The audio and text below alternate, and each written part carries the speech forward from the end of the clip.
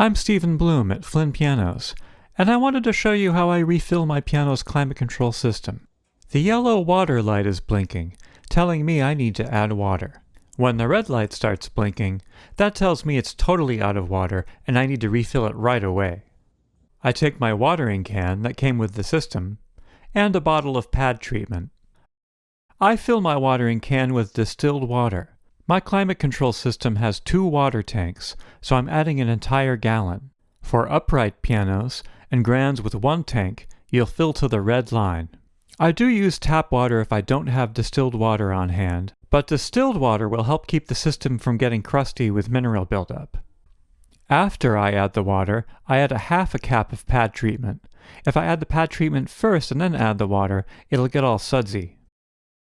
Next, I unclip the hose from the side of the piano. I put the watering can on the floor for support, and I firmly attach the hose.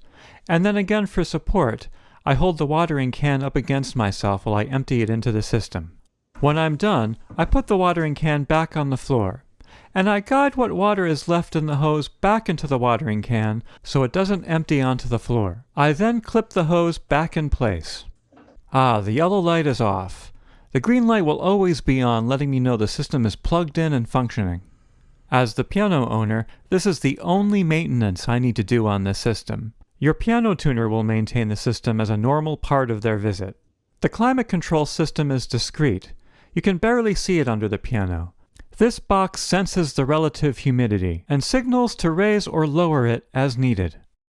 When the room is too humid, rods at the front and the back of the piano warm up to decrease the relative humidity of the air.